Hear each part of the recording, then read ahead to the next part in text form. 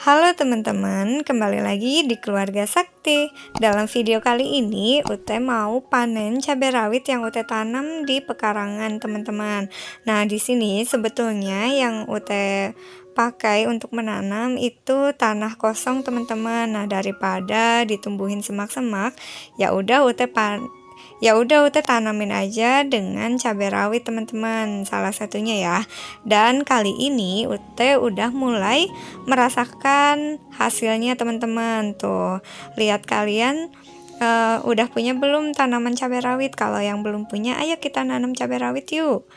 Nah, kenapa sih Ute harus menanam cabai rawit?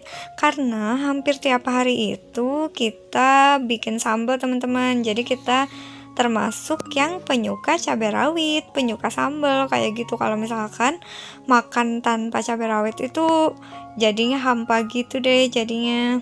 Nah, ini kalau misalkan kalian yang penasaran kenapa sih Ute plastikin satu-satu, karena si cabai rawit Ute ini sebelumnya pada rontok teman-teman karena diserang lalat buah. Nah, kalau misalkan udah diserang lalat buah, biasanya sebelum merah kayak gini, si cabai rawitnya itu udah pada jatuhan teman-teman, karena di dalamnya sudah mulai membusuk karena ada larva si lalat buah tadi. Nah, otomatis sebelum itu terjadi Ute bungkusin aja satu-satu. Nah, kayak gitu teman-teman. Nah, ini juga udah mulai pada merah nih di pohon cabai rawit Ute yang kedua teman-teman. Di sini si buahnya nggak terlalu banyak kayak yang pertama ya, cuma ada 2. Tapi Ute syukurin aja ya teman-teman, soalnya Ute juga nggak terlalu banyak sih ngebutuhin cabai rawit. 2 aja tuh udah pedas banget teman-teman. Sebelumnya si cabai rawit yang ini tuh sebetulnya banyak ya si buahnya, cuman sama pada rontok gitu sebelum Ute tanemin kayak gitu. Terus agak keteduhan karena tertutupi pohon-pohonan teman-teman, jadi buahnya sedikit. Nah, kalau yang ini sama juga kasusnya, udah mulai pada habis tuh, udah mulai kosong kan.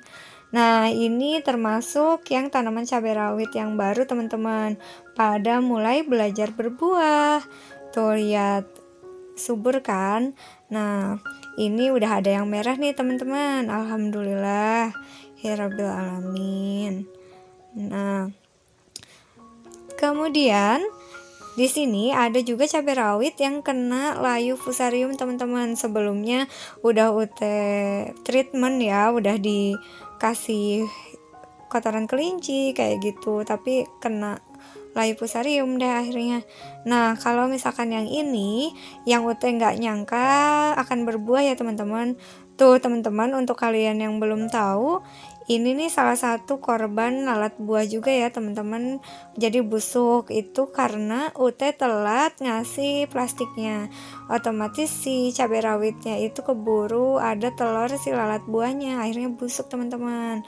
Oh iya, si plastiknya tetap Ute gunakan lagi ya teman-teman tuh untuk buah yang baru supaya nggak rontok karena lalat buah.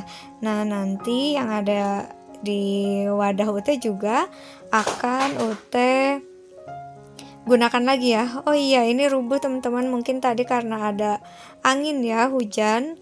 Setelah hujan angin, jadi ini rubuh teman-teman karena si pohonnya itu keburu kutilang gitu ya.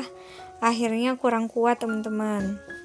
Nah, ini hasil panenan Ute hari ini teman-teman. Alhamdulillahirobbilalamin. Terus di sini juga ada daun singkong, terus yang habis kehujanan kelihatan segar banget sebetulnya teman-teman. Di sini juga ada bayam yang nggak pernah berhenti mengeluarkan tunas barunya teman-teman.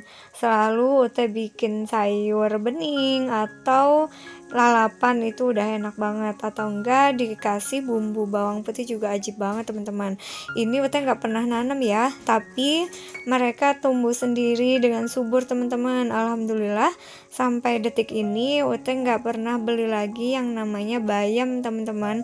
Cukup panen di pekarangan aja, hasilnya melimpah. Alhamdulillah bisa mencukupi kebutuhan serat harian di keluarga Sakti teman-teman. Kalau kalian gimana? Sayuran apa sih yang kalian sukai? Tulis di kolom komentar ya. Nah, kalau kita makan yang ada di kebun kita teman-teman. Kalau misalkan kurang baru kita beli di kios sayur kayak gitu teman-teman.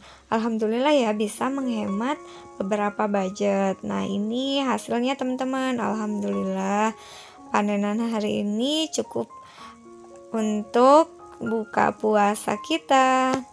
Nah, di sini juga ada kale, si ratu sayuran teman-teman. Alhamdulillah sering juga kita panen untuk lalapan, terus aneka kemangi. Lalu di sini juga ada kailan yang udah mulai tumbuh subur, ada juga katuk teman-teman. Nah, kali ini Ute mau ambilin si cabai rawitnya dari si plastiknya ya teman-teman.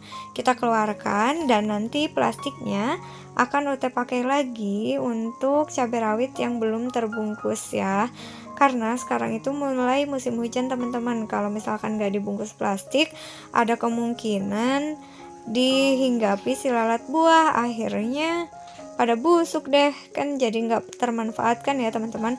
Kalau kayak gini alhamdulillah bisa lolos sampai merah kayak gini teman-teman.